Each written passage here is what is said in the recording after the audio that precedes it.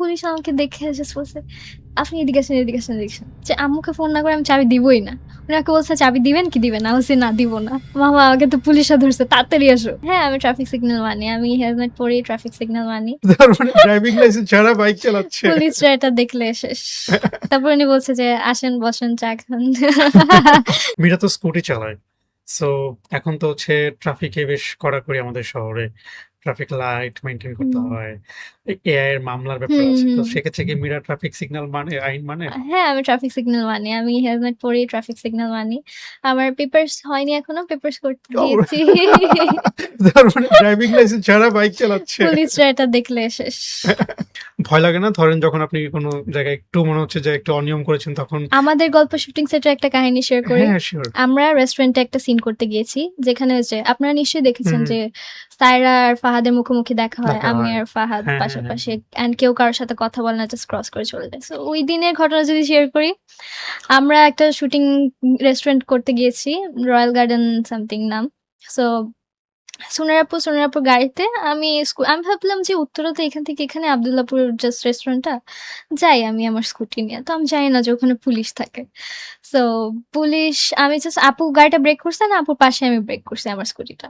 Police আমাকে দেখে just বলছে, "আপনি এদিকে আসেন, এদিকে আসেন, এদিকে আসেন।" ভয় লাগছিল আপু তখন? আমি যখন জাস্ট নতুন স্কুটি চালাই, এত ভয় পাইছি।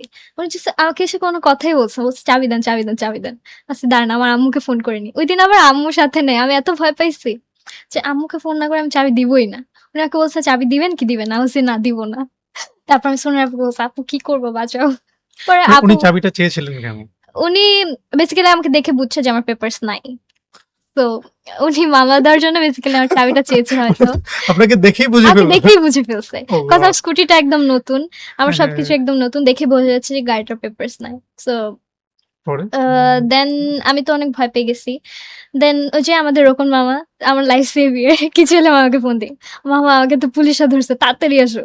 দেন মামা তাড়াতাড়ি করে আসে। অ্যান্ড ওই ট্রাফিক পুলিশটা মানে খুবই স্ট্রিক্ট ছিল। অ্যান্ড উনি বলছিল যে, "না, আমি ছাড়বো না, কোনমতেই ছাড়বো না। আমি এই গাড়িটা থানায় নিয়ে যাবো র‍্যাকার দিয়ে।"